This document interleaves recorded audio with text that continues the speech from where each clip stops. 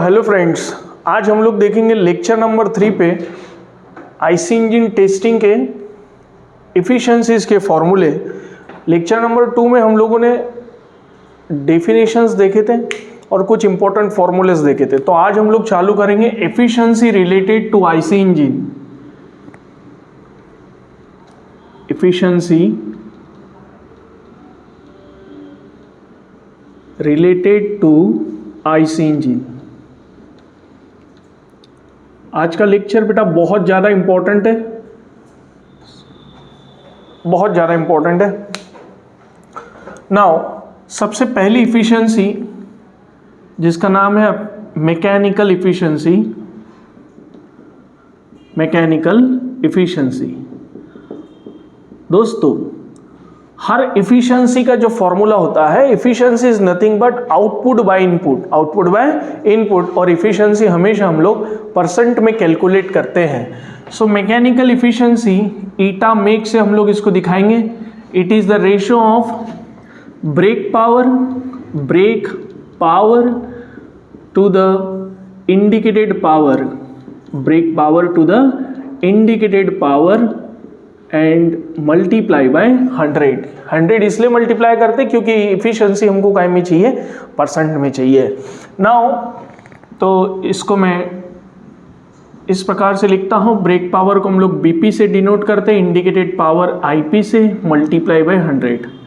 अब जब भी हम लोग इफिशिएंसी को कैलकुलेट करते हैं ना, तब हमेशा ध्यान में रखिए कि दोनों भी यूनिट क्या होने चाहिए, सेम होने चाहिए। ये दोनों जो यूनिट है, ये दोनों यूनिट क्या होने चाहिए, सेम होने चाहिए, आइदर वैट और किलोवाट। तो मैं तो यही प्रेफर करूंगा कि दोनों भी यूनिट बीपी किलोवाट में होना चाहिए और आईपी भी काय में होना चाहिए, किलोवाट में होना चाहिए। कोई भी इफिशिएंसी में आप जब कोई भी पावर डालोगे तो पावर काय में होना चाहिए, किलोवाट में होना चाहिए। समझा नहीं समझा? बोलो समझा कि नहीं?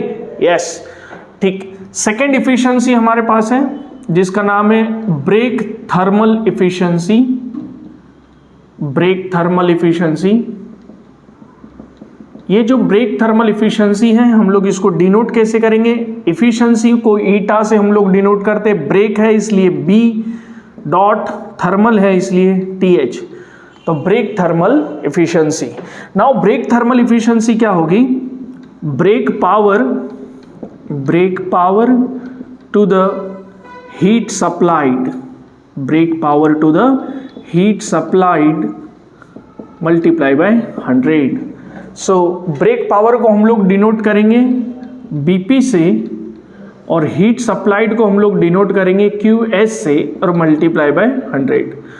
ना दोस्तों, हीट सप्लाइड मतलब डिनोट किया हम लोगों ने क्यूएस से, तो इस क्यूएस के लिए फॉर्मूला क्या होगा? इस क्यूएस के लिए फॉर्मूला होगा m dot F into C V, M dot F into C V. अब हर चीज का नोटेशन समझिए। m डॉट एफ जो है, m dot F mass of fuel consumption है, मास ऑफ फ्यूल कंजम्पशन। और इसका जो यूनिट होगा, जैसे मैंने पिछले लेक्चर में भी बताया कि इसका जो यूनिट होगा वो काय में होना चाहिए, केजी पर सेकेंड। भाई हर समय याद रखो कि जितने भी मास का यूनिट, चाहे कोई भी मास हो, मास ऑफ फ्यूल हो, मास ऑफ एयर हो, कोई भी प्रकार का मास हो, हर मास का यूनिट क्या होना चाहिए? केजी पर सेकेंड ही होना चाहिए भाई, केजी पर सेकेंड होना चाहिए। बोलो समझा नहीं समझा? समझा। चलो, मास हो गया। सीवी का यूनिट क्या होगा? सीवी को क्या बोलेंगे अपन? Calorific value of fuel, calorific value of fuel in kilo joule पर केजी में होता है। ये किलो जूल पर केजी में होता है। नाउ फॉर्मूले में वैल्यूज पुट अप करेंगे। सो ब्रेक थर्मल इफिशिएंसी का फॉर्मूला बन गया हमारे पास बीपी डिवाइडेड बाय क्यूएस की जगह क्या लिख सकते हैं हम लोग? m dot F into C V, M dot F into C V multiply by 100। This is the formula for brake thermal efficiency. अब इंपॉर्टेंट चीज बता रहा भाई, बहुत अच्छे से समझिएगा इसको। बीपी का यूनिट क्या रखने का यहाँ पे, जैसे मैंने पिछले बार बताया मैकेनिकल इफिशिएंसी में हर पावर का यूनिट क्या रखो, किलोवाट रखो, गलती होगी ही नहीं। बीपी का यूनिट क्या रखना है, किलोवाट। एम डॉट एफ के बारे में बता दिया मैंने, इसका यूनिट क्या रखेंगे, केजी पर सेकेंड, ठीक है। और सीवी का जो यूनिट है वो क्या रखेंगे हम, किलो जूल पर केजी, राइट। अब सर ऐसा क्यों, तो बता रहा हूं, यहां पर ध्यान दीजिए। Brake thermal efficiency is equal to, brake power बेटा काय में रखा है, किलोवाट में।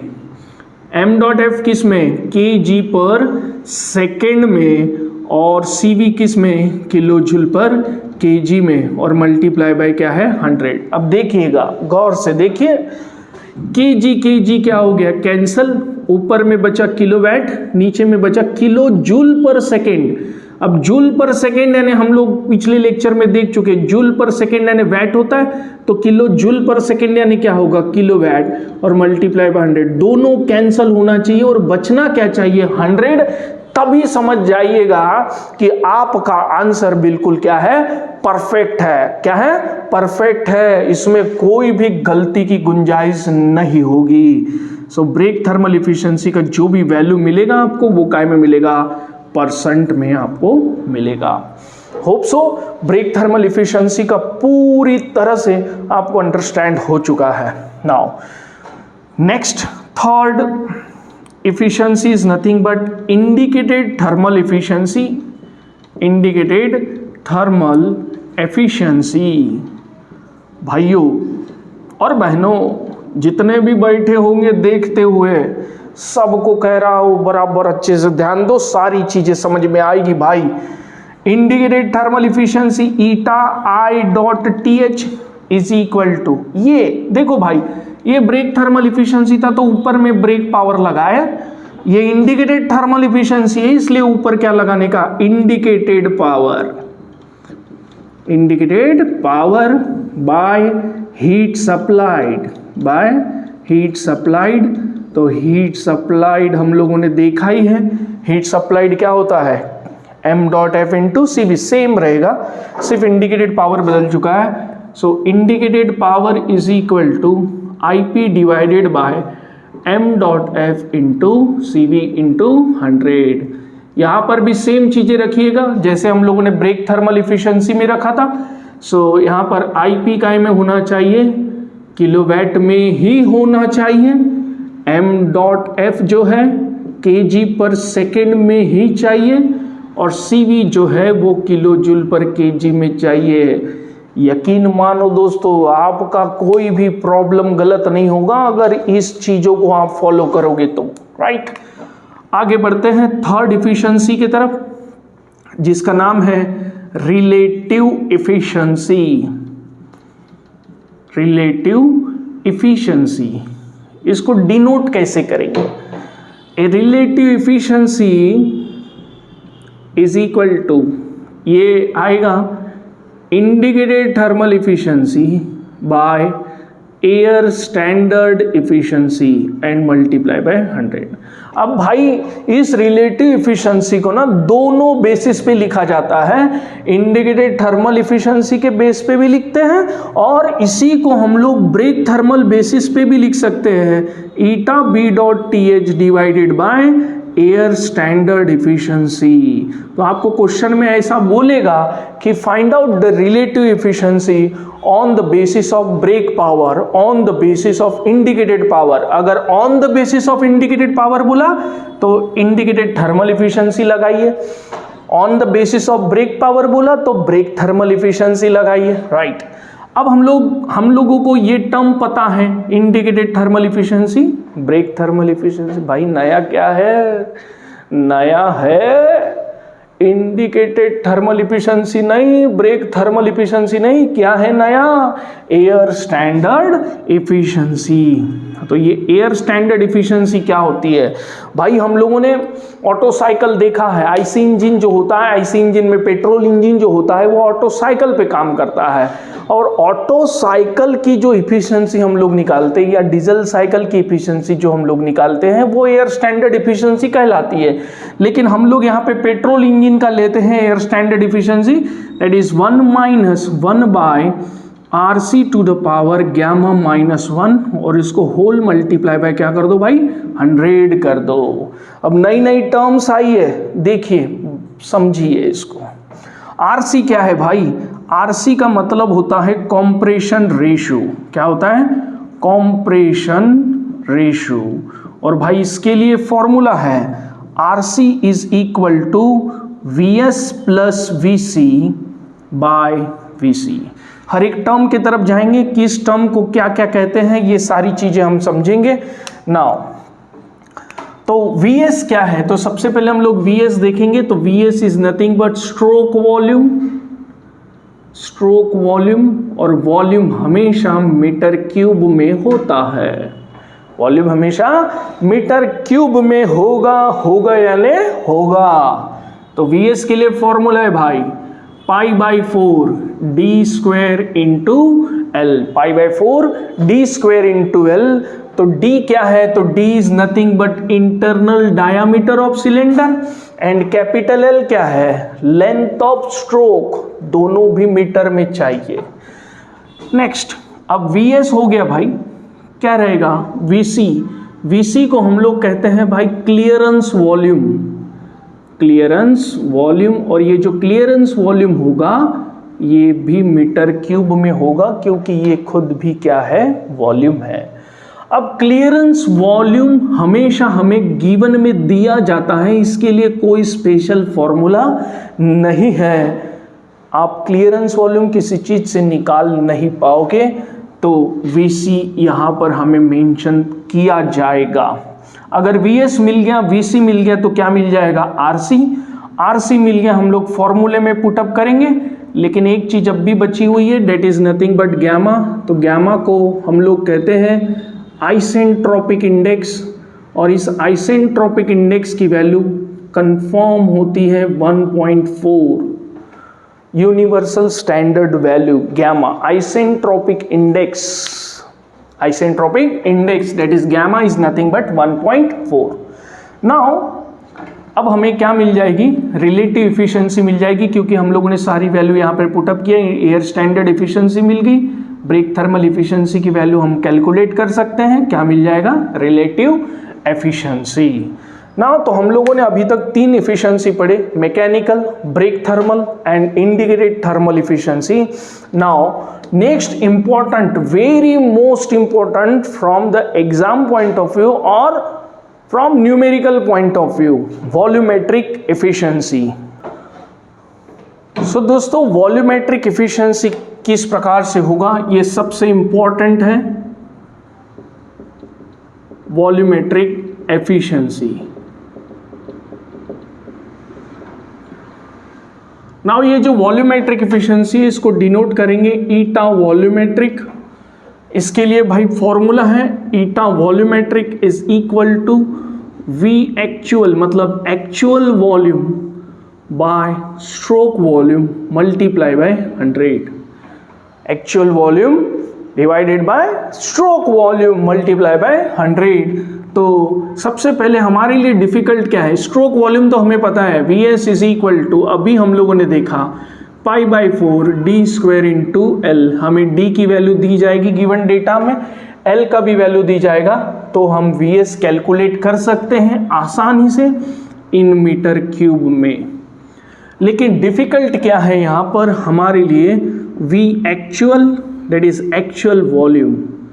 सो भाइयों देखते हैं कि एक्चुअल वॉल्यूम किस प्रकार से हम लोग निकालेंगे। काफ़ी इजी है, देखिएगा अच्छे तरीके से, क्योंकि ये अगर समझा आपको तो आप कोई भी न्यूमेरिकल काफ़ी अच्छे से परफॉर्म कर सकते हो।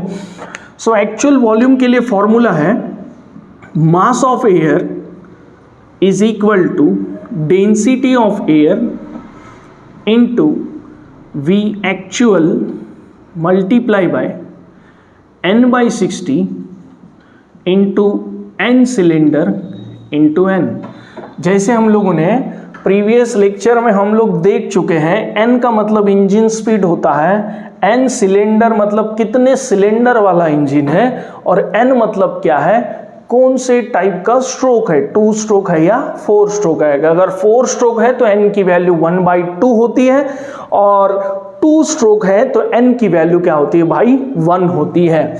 नाउ अब ये तीनों भी चीजें हमारे पास अवेलेबल होगी, लेकिन हमारे पास दो चीजें अवेलेबल नहीं है। कौन सा है? मास ऑफ एयर और रो ऑफ एयर। तो इसको कैसे निकालते हैं? तो भाई दोनों में से ना सबसे पहले क्या निकालने का? Density of air. That rho of air is nothing but density of air. How to calculate density of air? Now इसके लिए फॉर्मूला है, डेंसिटी ऑफ एयर का मतलब क्या कि एटमॉस्फेरिक टेम्परेचर पे, एटमॉस्फेरिक प्रेशर पे जो एयर अवेलेबल है उसकी डेंसिटी निकालना है।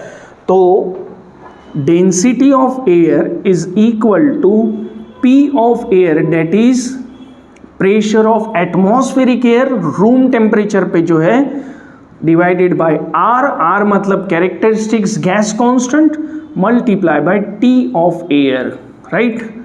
नाउ अब यहां पर ध्यान दीजिए, सबसे इंपॉर्टेंट चीज यहां पर यह है R की वैल्यू क्या रखनी है। R का मतलब होता है कैरेक्टरिस्टिक्स गैस कांस्टेंट, और इसकी जो वैल्यू होती है, इसकी value R is equal to 0.287 kilo joule पर केजी केल्विन में होती है, और R is equal to 287 joule पर केजी केल्विन में होती है। तो भाई इन दोनों वैल्यू में से कौन सी वैल्यू यहां पर पुट करना है? तो यहां पर वैल्यू लेनी है मुझे कौन सी? जूल वाली वैल्यू लेनी है, डेट इज 287। याद रख लीजिए, जब भी मैं डेंसिटी ऑफ एयर निकालूंगा तो मुझे R की वैल्यू कितनी रखनी होगी? 287 रखनी होगी, तभी जाके मेरा डेंसिटी ऑफ एयर जो है वो केजी पर मीटर क्यूब में आएगा, केजी पर मीटर क्यूब में आएगा। नाउ अब R is equal to 287 put कर दिया। टेम्परेचर ऑफ एयर का मतलब, इसको भी ध्यान दीजिए, टेम्परेचर ऑफ एयर का मतलब ही ये T रूम होता है। रूम टेम्परेचर भी बोलते हैं, एटमॉस्फेरिक टेम्परेचर भी बोलते हैं, एम्बिएंट टेम्परेचर भी बोलते हैं, तीनों वर्ड एक है। तो T एयर मतलब T रूम, जो आपको अगर डिग्री सेल्सियस में दिया जाएगा तो कन्वर्ट इनटू काहे में करेंगे? केल्विन में हम लोग इसको क्या करेंगे? कन्वर्ट करेंगे। इस प्रकार से सारी वैल्यू यहां पर पुटअप करेंगे। पुट करने के बाद ये वैल्यू काहे में मिल जाएगी? हमें केजी पर मीटर क्यूब में मिल जाएगी। तो डेंसिटी ऑफ एयर हमें मिल चुका है। नेक्स्ट मूव ऑन करेंगे हम लोग किसके ऊपर? मास ऑफ एयर। तो ये मास ऑफ एयर जो है, इसको हम लोग कहते हैं air consumption by orifice method. इसका मतलब क्या है कि हमें जो गिवन क्वेश्चन में ना डेटा दिया जाएगा, किससे रिलेटेड? ऑरिफाइस से रिलेटेड। ऑरिफाइस से रिलेटेड अगर डेटा दिया है तो हमें मास ऑफ एयर आसानी से मिल जाएगा। तो मास ऑफ एयर को अब हम कैसे कैलकुलेट करेंगे? वीडियो में एंड तक बने रहे, हम आपको पूरी तरह से यहां पे समझाएंगे कि मास ऑफ एयर कैसे हम कैलकुलेट करेंगे। तो mass of air is equal to rho of air into π/4 DO square into CD into under root of 2GH। ये सबसे इंपॉर्टेंट स्टेप होगी। नाउ ध्यान दीजिए, अब रो ऑफ एयर तो हम लोग पहले ही निकाल चुके हैं। अब हमारे पास सिर्फ एक ही चीज बची थी, मास ऑफ एयर। अगर मास ऑफ एयर की वैल्यू मुझे चाहिए तो राइट हैंड साइड पूरा पता होना चाहिए। अब राइट हैंड साइड में देखते, डेंसिटी ऑफ एयर हमारे पास है, π/4 तो अपने पास है। DO का मतलब क्या है? DO is nothing but diameter of orifice, जो दिया जाएगा हमें क्वेश्चन में, diameter of orifice in metre में होगा। सेकेंड चीज है अपने पास CD जो है, इसको हम लोग कहते हैं coefficient of discharge. Coefficient of discharge, क्योंकि भाई ओरिफाइस मीटर जो होता है, ओरिफाइस मीटर एक डिवाइस है, एक इंस्ट्रूमेंट है जो डिस्चार्ज मेजर करता है। क्या मेजर करता है? डिस्चार्ज। और डिस्चार्ज को ही हम लोग मास फ्लो रेट भी कहते हैं। तो उसका कोएफिशिएंट मतलब CD, डिस्चार्ज का कोएफिशिएंट मतलब CD। उसके बाद हमारे पास G की वैल्यू तो हमें पता है 9.81, एंड H क्या है? तो H is nothing but the head, और ये हेड जो होगा ये काय में होगा? मीटर में। लेकिन ये हेड हमें कभी दिया नहीं जाता, ये हमारे लिए क्या हो गया? क्वेश्चन मार्क हो गया। तो H कैसे फाइंड आउट करेंगे? उसके लिए दो चीजें बता रहा हूं, बहुत ज्यादा इंपॉर्टेंट चीज है। If in the given question, if in the given question the value of pressure drop is given in terms of mercury column,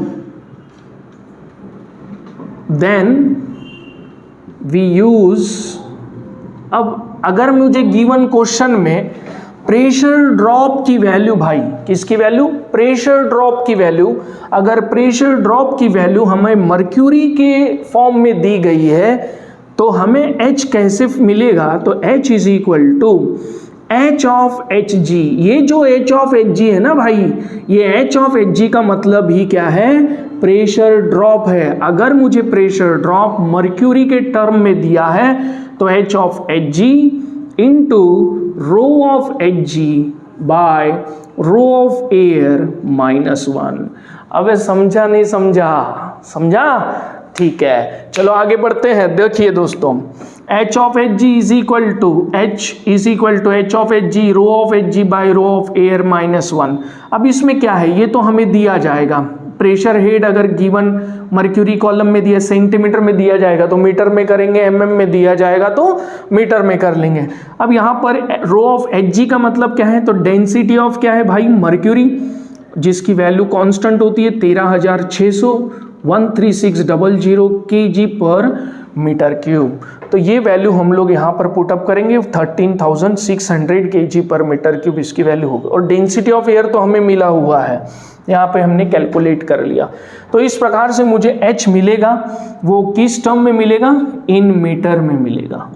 वैसे ही अगर सेम गिवन क्वेश्चन में प्रेशर ड्रॉप की वैल्यू अगर वाटर कॉलम में दिया है, if pressure drop is given in terms of water column, अगर water column में दिया है ना तो भाई इसको हम H is equal to H of W use करेंगे और rho of W by rho of air -1। अब H ऑफ W मतलब pressure drop in terms of water column, rho of W मतलब डेंसिटी ऑफ वाटर। अब density of water universal constant है भाई, kg पर metre cube. इस प्रकार से इन वैल्यूज को पुटअप कर लीजिए, आपको H मिल जाएगा। H मिलेगा तो सारी वैल्यू यहाँ पर पुट कर दीजिए, क्या मिल जाएगा, मास ऑफ एयर। भाई मास ऑफ एयर हमें मिल गया तो मास ऑफ एयर हम लोग यहाँ पे पुटअप करेंगे, रो ऑफ एयर भी पुटअप करेंगे, क्या मिल जाएगा, एक्चुअल वॉल्यूम पुट करेंगे, Vs पुट करेंगे, क्या मिल जाएगा, volumetric efficiency in terms of percentage. सही है। चलो next, BSFC brake specific fuel consumption. Brake specific fuel consumption को हम लोग BSFC से डिनोट करते हैं। कैसे डिनोट करेंगे, BSFC से हम लोग डिनोट करते हैं, BSFC। नाउ ये BSFC क्या है, तो ब्रेक स्पेसिफिक फ्यूल कंजम्पशन है। इसके लिए फॉर्मूला है, फॉर्मूला क्या है, mass of fuel consumption that is m.f by BP into 3600। अब सर ये 3600 का क्या फंडा है, तो बता रहा हूं, यहां पर ध्यान दीजिए। मैंने कहा है कि हर मास की वैल्यू, चाहे कोई भी मास हो, मास ऑफ फ्यूल कंजम्पशन हो या मास ऑफ एयर क्यों ना हो, तो इसकी वैल्यू हमें काय में पुटअप करना है, इन kg पर सेकेंड में पुट करना है। यहाँ पर BP की वैल्यू याद रखिएगा, इस फॉर्मूले में BP की वैल्यू इन किलोवाट में पुट करना होगा, क्योंकि BSFC का जो यूनिट होता है ना बेटा, ये BSFC का यूनिट होता है kg पर किलोवाट आवर। इसको इसी यूनिट में चाहिए आंसर। 100% क्लियर है कि इस BSFC का यूनिट kg पर किलोवाट आवर मांगता है। अगर ये इसी में मांगता है ना भाई, तो क्या करना होगा कि kg पर सेकंड में इसको रख दिए हमने और मल्टीप्लाई बाय kg पर सेकंड में रख दिए, और 3600 से मल्टीप्लाई करोगे, मतलब 3600 से मल्टीप्लाई करोगे तो उसकी वैल्यू kg पर सेकंड से काय में कन्वर्ट हो जाएगी, kg पर आवर। तो kg पर आवर ये इंडिकेट कर रहा है किसकी वैल्यू है, मास ऑफ फ्यूल कंजम्पशन के, ऑटोमेटिकली कन्वर्ट हो जाएगा। समझे? अरे समझे नहीं समझे? गुड। चलिए नेक्स्ट, इसी का छोटा भाई है जिसका नाम है brake specific air consumption. Brake specific air consumption, इसको हम लोग कहेंगे BSAC। BSAC कुछ नहीं है, दोनों में फर्क क्या है, ये BSFC है, F है मतलब फ्यूल से रिलेटेड है, ये किससे रिलेटेड है, एयर से रिलेटेड। कुछ नहीं करना है भाई, एकदम सिंपल है। BSAC is equal to mass of air by BP into 3600। मतलब सिर्फ मास ऑफ एयर चेंज हुआ है, बाकी फॉर्मूले में जैसे का वैसे 3600 मल्टीप्लाई हम लोग कर चुके, इसका भी यूनिट सेम होगा। BSAC is equal to kg पर किलोवाट आवर। अरे समझा नहीं समझा भाई? समझा? गुड। तो हम लोग अब आगे देखेंगे। सो दोस्तों आगे हम लोग देखेंगे कुछ ही इंपॉर्टेंट फॉर्मूले बचे हैं। स्टियोकियोमेट्रिक, अब प्रोनाउंसिएशन सबका अलग है। स्टियोकियोमेट्रिक या इसी को हम लोग थेरोटिकल एयर फ्यूल रेशो हम लोग कहेंगे, air fuel ratio. So stoichiometric air fuel ratio, अब यहाँ पर इसके लिए mass of air by mass of fuel theoretical is equal to, formula क्या है भाई, इसको याद रखना होगा, 1/23 32/12 into percentage of C plus 32/4 into percentage of H। अब परसेंटेज ऑफ C का मतलब हमें पता है कि ये क्या है, परसेंटेज ऑफ कार्बन। भाई परसेंट में ही वैल्यू रखना है, उसको डिवाइडेड बाय 100 करना ही नहीं है, क्योंकि वैल्यू काय में मांग रहा है, परसेंट में मांग रहा है। जैसी के वैसे 79% दिया है तो 79 एज इट इज उठा के डाल दो, ठीक है। परसेंटेज ऑफ H का मतलब परसेंटेज ऑफ हाइड्रोजन, ये सभी को पता है। तो इस प्रकार से वैल्यू ओनली पुटअप करना है और हमें थेरोटिकल एयर फ्यूल रेशो हमें यहाँ पे मिल जाएगा। नेक्स्ट है हमने हमारे पास नेक्स्ट फॉर्मूला है actual air fuel ratio. Actual air fuel ratio, अब एक्चुअल एयर फ्यूल रेशो को हम लोग कैसे लिखेंगे, तो mass of air by mass of fuel actual is equal to percentage of N into percentage of C divided by 33 into percentage of CO plus percentage of CO2। हर चीज़ बताएंगे हम, यहाँ पर ध्यान दीजिएगा। परसेंटेज ऑफ N का मतलब है परसेंटेज ऑफ नाइट्रोजन, जितना भी परसेंटेज दिया जाएगा नाइट्रोजन का। परसेंटेज ऑफ C हमें पता है, that is percentage of carbon. Next term है percentage of CO is nothing but percentage of carbon monoxide. Next है हमारे पास percentage of CO2 is nothing but percentage of carbon dioxide. बहुत सही पकड़े हो, परसेंटेज ऑफ कार्बन डाइऑक्साइड। तो ये है actual air fuel ratio. Last formula दोस्तों, लास्ट फॉर्मूला बहुत ज़्यादा important, again percentage excess of air, percentage excess of air के लिए फॉर्मूला है अपने पास।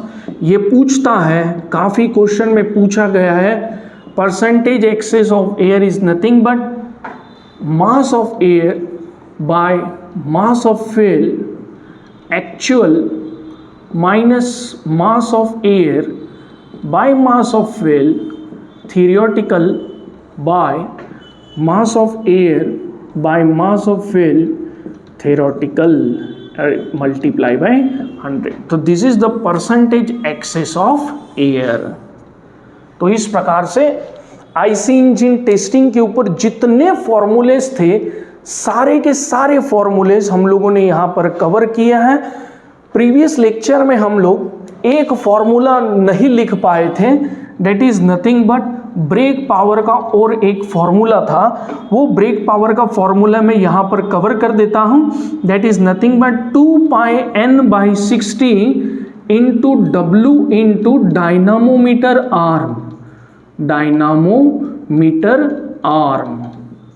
अगर आप इसका यूनिट देखोगे तो यूनिट क्या आएगा, 2π का कोई यूनिट नहीं, n/60 मतलब 1/सेकेंड, W मतलब न्यूटन, डायनामोमीटर आर्म हमेशा मीटर में दिया, सेंटीमीटर में देगा तो मीटर में कन्वर्ट करना है।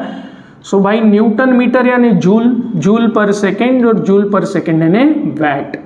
तो ये फॉर्मूला है ब्रेक पावर का, पांचवा फॉर्मूला जो हम लोग पिछले लेक्चर में छोड़ चुके थे, that is 2πn/60 into W into dynamometer arm. तो इस प्रकार से हम लोगों ने आईसी इंजन टेस्टिंग के ऊपर सारे इंपॉर्टेंट फॉर्मूलेस कवर कर चुके। इतने फॉर्मूलेस अगर आपने पढ़ लिया ना भाई सही तरीके से, तो मैं आपको यकीन दिलाता हूं कि इस चैप्टर का कोई भी न्यूमेरिकल आपके लिए डिफिकल्ट नहीं होगा, सारे प्रॉब्लम इजी होंगे। नेक्स्ट लेक्चर से हम लोग इसके ऊपर न्यूमेरिकल्स करना चालू करेंगे। तो मिलते हैं दोस्तों, जय हिंद, जय भारत।